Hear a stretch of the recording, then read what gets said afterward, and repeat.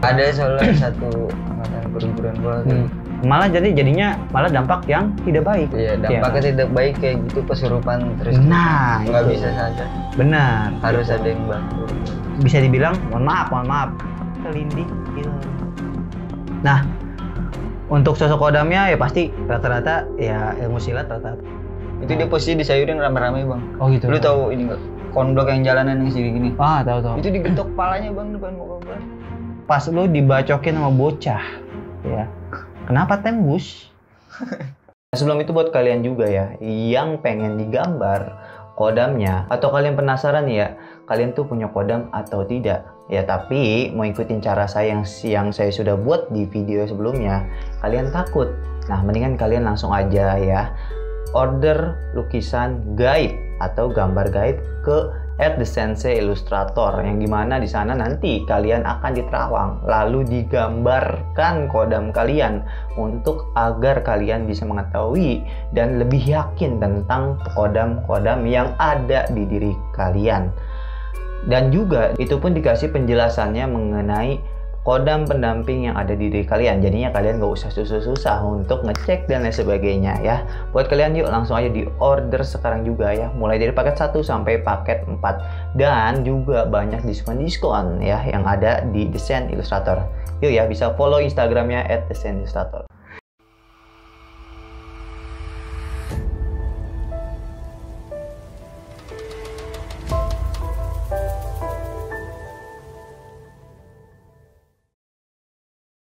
Oke, gue akan menganalisa salah satu kejadian yang dialami oleh alam kebal, yang dimana mungkin banyak keanehan juga ya, yang tadi mulai dari luka cepat sembuh ya kan, terus yang motor membal ya kan, sampai dibacok anak kecil ya kan, itu kejadian yang unik yang mungkin belum lu ceritain juga kan, gitu kan. Nah, gue akan menerawang gitu kan, atau akan menganalisa kejadian yang lu alami. Oke, izin ya. Oke ya. Kita akan pakai topi dukun dulu. Karena ini segmen penerawangan, oke. Oke, sip. Oke, alam kebal. Oke, mulai latihan silat itu dari umur berapa sebenarnya sih? Umur 13 tahun. Dia masih SMP-an ya? SMP, baru masuk SMP. Oh, oke teh. Emang tapi lu dari kecil emang udah ada bakat kayak gitu apa sebelum lu masuk itu, apa gimana tuh? Udah ada bakat sih silat mah, gue pernah silat kopongan-kopongan gitu. Dari namanya Betawi kan gitu, pasti mamang-mamang gue juga gitu nganjurinnya. Untuk jaga diri gitu ya? Iya, harus bisa main silat bilangnya. Harus gitu. Bisa main silat. Iya. Akhirnya lu masuk perguruan silat. Ya oke. Nah yang gue lihat ya dari perguruan silatnya Kang Alam, memang ini beksi bukan? Apa nih silatnya? Masuk apa aja sih, Saifi Angin. Saifi Angin. Oh, Saifi Angin. Oke. Ya karena kalau Saifi Angin itu kan ya sebenarnya sempat gue jelasin juga sih Saifi Angin kan. Dimana emang rata-rata ilmu Saifi Angin itu lebih ke arah tenaga dalam. Jadi energi alam lah ya, jadi energi lu gitu kan. Energi alam ya. Minta jurus apa aja bisa. Iya, jurus apa aja bisa gitu kan. Jadinya lu memanfaatkan energi yang berasal dari residual energi yang alam rekam. Buat alam lu nih ya, takutnya teman-teman nyangkanya si alam ngerekam apa gitu kan. Maksudnya alam dunia rekam ini akhirnya lu sedot, lu serap, lama-lama ntar bisa membentuk suatu gerakan. Ya kan? Ya kan? Jadi seolah-olah kayak lu gerak, serak. Coba salah satu lu praktekin. Apa-apa? Di sini. Contohnya, iya apa-apa contohnya. Dari Cimande gitu. Iya nggak apa-apa, bebas. Nggak apa, jangan ambil duduk aja bisa kan lo? Bisa kan? Karena kan lo biasa silat kan.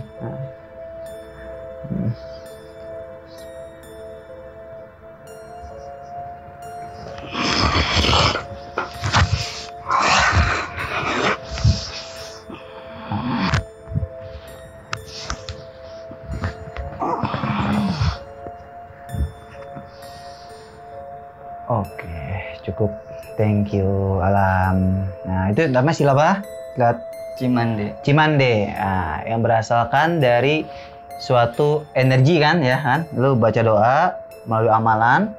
Lalu lu rasakan energi itu sebenarnya gerakan tangan kan, gerakan badan tubuh kan, nanti yang membentuk suatu gerakan.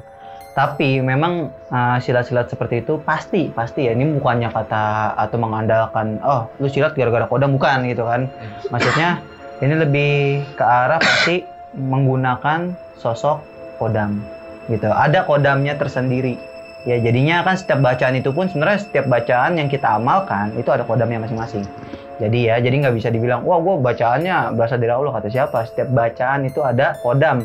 Kalian juga harus ngerti kodam itu bukannya hanya makhluk gaib aja. Kodam itu pendamping atau penjaga agar doa itu tidak disalahgunakan oleh orang lain. Nah seperti itu gunanya kodam di suatu bacaan ya, karena ini kan masuknya keilmuan ya, karena silat itu kan ilmu seni bela diri kan gitu. Mau nggak mau yang pasti yang berbau ilmu pasti ada kodamnya gitu. Nah yang gue lihat memang alam ini memiliki wadah yang terbuka, yang dimana bisa menyerap energi dengan mudah.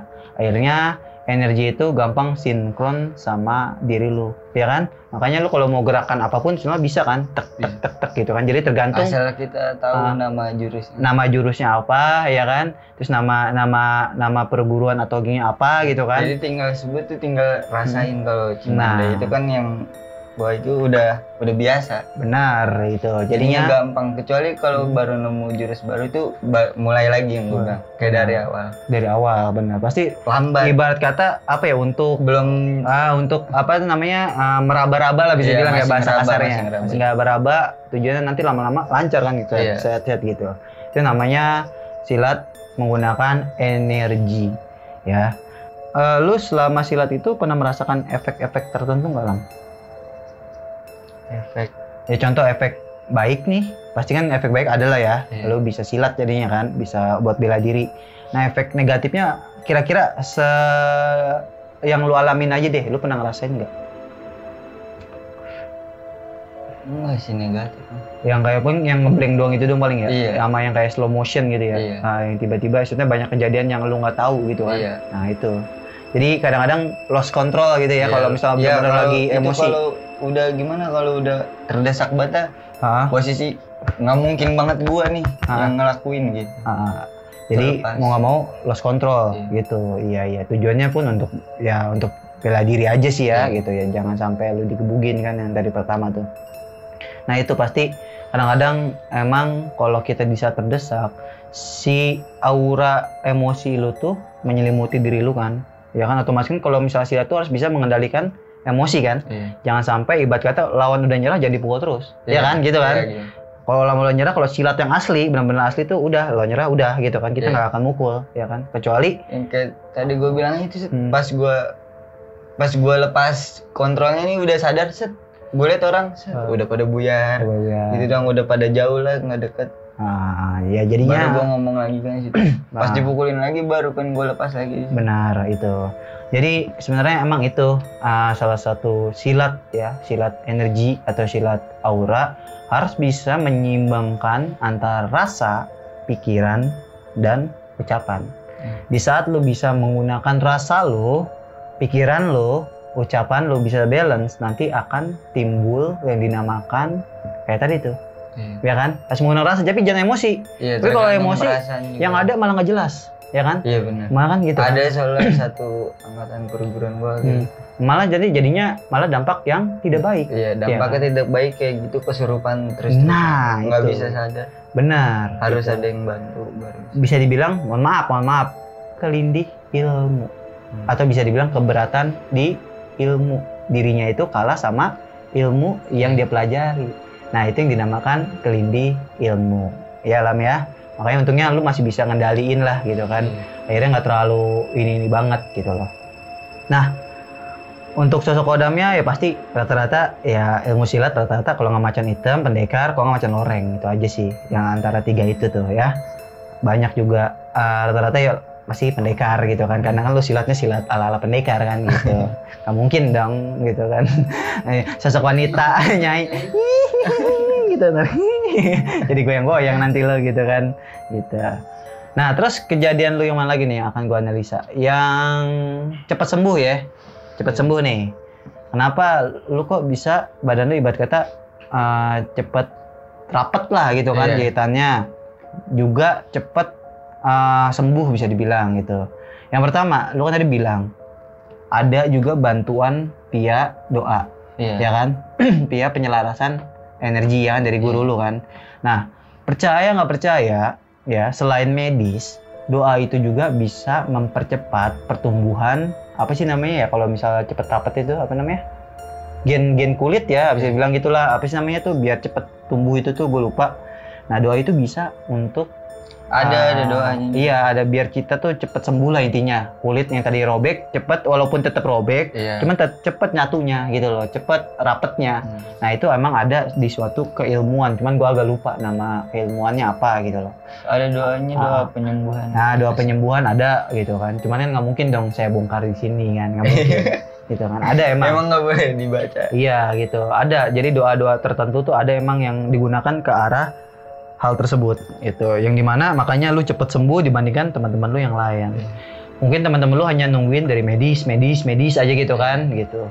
Jadinya ya udah sembuhnya pun sesuai perkiraan medis. Makanya kalau lu kan medis ibarat kata nyangkanya lu belum sembuh ya, belum waktunya bisa bangun atau belum waktunya bisa untuk rapat lagi kulit lu, cuman medis pun sampai kaget. Wah, ini cepet nih, ininya kan kok bisa diobatin apa ya? Karena itu doa itu bisa membantu membuang racun-racun ya, atau membuang infeksi-infeksi yang membuat kulit kita itu terhambat untuk cepat tumbuh gitu, atau bisa dibilang membuang penyakit-penyakit yang ada di tubuh kita. Itu percaya nggak percaya, gue sih yakin kalau kita yakin dengan doa pasti bisa gitu. Nah yang ketiga, yang di saat lu tabrakan ya, membel gitu kan, terus tiba-tiba sakitnya belakangan. Terakhir ya, nah, sudah jalan tuh bener-bener kayak ditunjuk nih gue, nggak bisa napas. Benar, yang tadi lu bilang benar, bisa jadi karena mungkin awalnya lu udah dilindungi sama Allah gitu kan. Akhirnya lu nggak kenapa-napa tuh, akhirnya lu malah ngeledek temen lu kan yang jatuh gitu loh, malah ngeceng-ngecengin. Akhirnya nganuin itu juga kan yang punya mobil. Iya, sama yang punya mobil juga. Akhirnya lu dikasih ibarat kata teguran lah. Dek nih, rasanya jatuh tuh tadi kayak gini nih, kalau lu ibarat kata nggak dilindungin sama Allah gitu kan. Akhirnya ibarat kata lu ngerasain yang tadi lu bilang tuh, yang tiba-tiba juga sebelumnya tangan gue juga nggak sakit itu, tiba-tiba sakit. Langsung lu masih Ran kagak bisa ini ibu motor gitu. Iya. Nah, karena memang seperti itu, jadinya tetap kita nanti ngerasa sakit, cuman ibarat kata nggak hari itu juga gitu. Kayak luka bacok aja kan kadang-kadang baru kerasa tuh belakangan gitu kan, pas mau besoknya perihnya gimana ya kan, pas awal-awal dibacok kan ibarat kata aduh doang gitu, tapi besoknya lebih parah kan gitu rata-rata gitu loh. Jadi nggak langsung instan, makanya lu mungkin dikasih teguran aja biar ibarat kata lu nggak kalau ini alhamdulillah kayak apa kayak ini malah ketawain temen ibarat kata gitu. Ya jadi lu harus lebih ingat gitu kalau misalnya segala sesuatu menyelamatkan hanya Allah gitu ya. Bela diri bukan untuk menyombongkan diri. Benar. Nah karena kenapa membel, karena lu kan yang gue bilang lu ada energi tenaga dalam gitu kan. Energi dalam itu memang kan ada tuh yang contoh, sebenarnya ada memang silat-silat yang contoh yang kayak gini tuh mental beneran dus. Cuman nggak sembarangan, nggak kayak di TikTok. Ya kan sampai mama pakai daster juga bisa di TikTok, makan aneh gitu kan. Ketahuan banget settingannya gitu. Nah yang kayak gitu tuh ilmu kanuragan ya, kanuragan namanya, itu digunakan di saat memang bener-bener kepepet. Ada peribahasa bilang kalau bisa lari mending lari, ya kan, kalau bisa loncat mending loncat, kecuali udah di keadaan kepepet kan gitu. Gue boleh bahas Nopal. Apa tuh? Nopal juga sama kan, dia satu perguruan. Oh iya boleh. Kayak halnya Nopal ya, pas Nopal disayurin di yang bareng gue nih, kenapa gue luka tapi Nopal nggak kenapa-napa. Sama soalnya kan Nopal posisinya pingsan. Benar. Pingsan nggak bisa ngapa-ngapain, kalau gue kan masih bisa kabur. Ya wajar nggak terlalu diprotek gitu kan, masih bisa kabur, masih berdiri. Kalau Nopal emang udah nggak bisa ngapa-ngapain. Itu dia posisi disayurin rame-rame bang. Oh gitu. Lu tahu ini nggak? Konblok yang jalanan yang segini gini. Tahu. Itu digetok palanya bang depan muka gua. Oh digetok palanya? Kebelah jadi dua. Orang nih dia disayurin sambil dipegangin kayak gini. Itu dibacokin tuh rame-rame. Enggak kenapa-napa tuh dia. Enggak kenapa-napa? Pas kejadian bareng sama lu itu? Bareng. Wow. Nopal dong yang kenapa di situ. Nggak kenapa-napa. Padahal dia jelas cuman bibirnya doang yang pas kena konblok awalnya tuh. Soalnya kan dia masih sadar pas kena konblok tuh. Oh, iya. Konblok kecil cuman ini mah yang segini dilempar.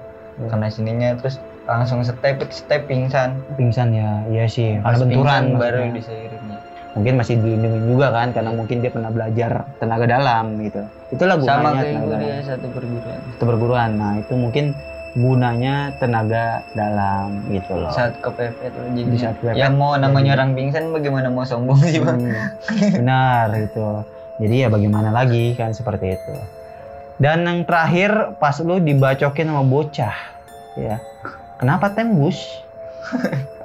Ya ibarat kata itu kalau secara logika tembus kan? Iya kan, tembus kan terus berdarah di sini sama lu baret panjang kan? Iya kan, walaupun ibarat kata nggak sampai berdarah gitu kan? Iya. Gitu. Nah, itu sebenarnya teguran buat lo. Sekarang lo ibarat kata bukan ke arah sana lagi, ya kan? Buktinya lo dibacok sama bocah aja udah luka kan, gitu. Apalagi nanti kalau lo ribut beneran, gitu kan? Pasti lebih parah daripada itu. Makanya sekarang tugas lo kan udah lulus nih, ya kan? Tinggal lo bagaimana menggunakan ilmu yang lo dapat untuk tujuannya kebaikan, gitu. Atau memang untuk tujuannya kebudayaan. Karena silat itu budaya yang harus dilestarikan. Silat apapun itu ya, semua silat itu budaya yang harus dilestarikan, berasal dari asli Indonesia gitu. Makanya gue salut sama Alam, anak-anak muda semuanya yang belajar silat, gue salut karena kalian itu mau melestarikan, ikut melestarikan budaya Indonesia lah, intinya seperti itu. Tapi banyak juga lah yang silat itu disalahgunakan.